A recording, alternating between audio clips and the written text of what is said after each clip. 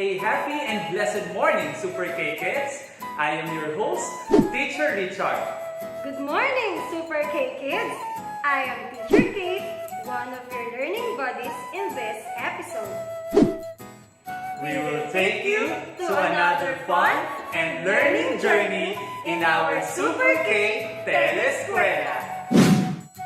For this special episode, we will learn on how to interpret the meaning suggested in visual media through focus on visual elements. For example, lines, symbols, colors, gaze, framing, and social distancing. Am I right, Teacher Kate? You're definitely correct, Teacher Richard.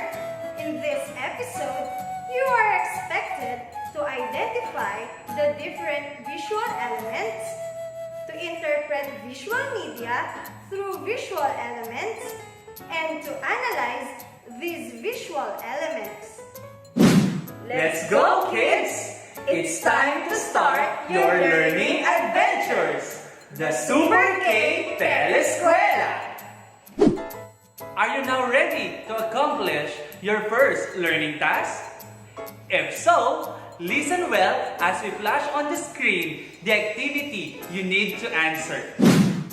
Arrange the jumbled words that are related for today's lesson.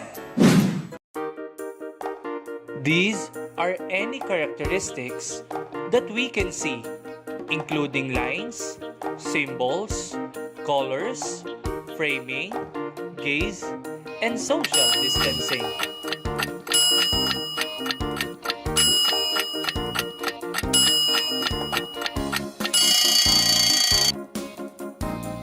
These are sources of information that can be used in presenting text through visuals such as data presented through graphs, tables, illustrations, pictures, and PowerPoint presentation.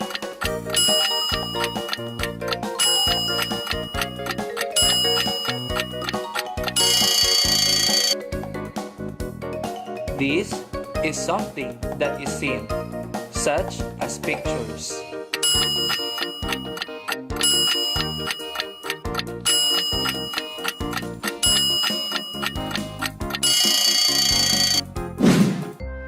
Time's up, kids! Let's check your answers now. What is your answer in the first item? That's right! It's visual elements. How about in the second item? Correct! It's visual media. And lastly, for item number 3, you got it! It's visual. Good job, kids! You surely hit them right. Give yourselves 3 claps. Kids, do you know that visual media through visual elements has a great impact in our everyday lives? Yes, it has. It helps us to appreciate the things around us, like colors, lines, symbols, gaze, framing, and even social distancing. These help us to interpret thoughts, moods, and feelings. We will learn to enjoy and explore the beauty of nature. You're definitely correct, Teacher Kate. And kids, in interpreting visual media, we usually interpret what human sees, and it plays a big role as a learning aid, just like what we are having right now. These are the words that we have to understand while learning this episode. The first word is visual. It is something that is seen, such as pictures, charts, or films, that is used to make something more appealing and easier to understand. The next word is media. These can be used to enhance learning both in class and for out-of-class assignments. Short films, television clips, written articles, blogs are some examples of media. Next is visual media. These are sources of information that can be used in any subject matter, especially in presenting text, through visuals such as data presented through graphs, tables, illustrations, pictures, and PowerPoint presentations. Next is visual elements. These are any characteristics that we can see, including lines, symbols, colors, gaze, framing, and social distancing. To help us understand better these visual elements, let's define the different characteristics of visual elements. Lines are the most basic visual elements that are used to define shapes and figures. Lines also indicate motion, emotion, and other elements. Next, symbols or signs. They can be used as shortcuts to represent ideas or concepts. Symbols or signs include icons. Next, colors. Colors express feelings and ideas in images. The next one is gaze. It refers to where the figure in the image is looking. The next one is framing. It is the presentation of visual elements in an image or layout in relation to the main subject. It creates visual balance and unity within a composition. And the last one is social distancing.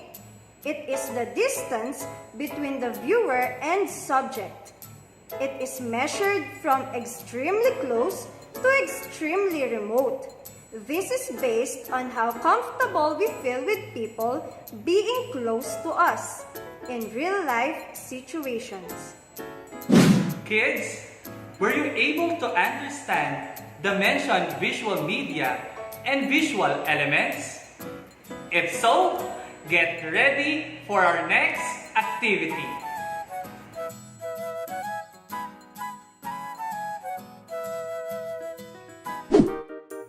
The first picture. A. Lines. B. Framing. C. Social distancing. Or D. Gaze.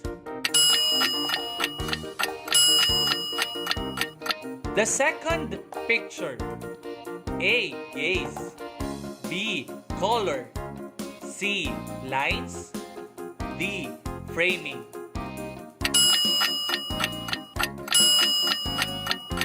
The third picture. A. Lines. B. Gaze. C. Framing. Or D. Colors.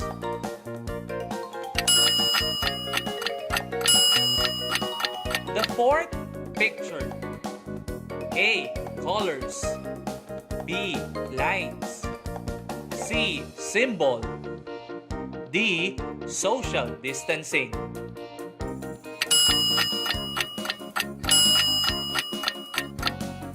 And the last picture. A. Social distancing. B. Symbol. C. Framing. Or D. Lines. And for the second activity, identify what is described in each sentence. Choose your answer inside the box. Number 1, it is something that is seen, such as pictures. Number 2, they are sources of information that can be used in almost any discipline to enhance learning, both in class and out of class assignment.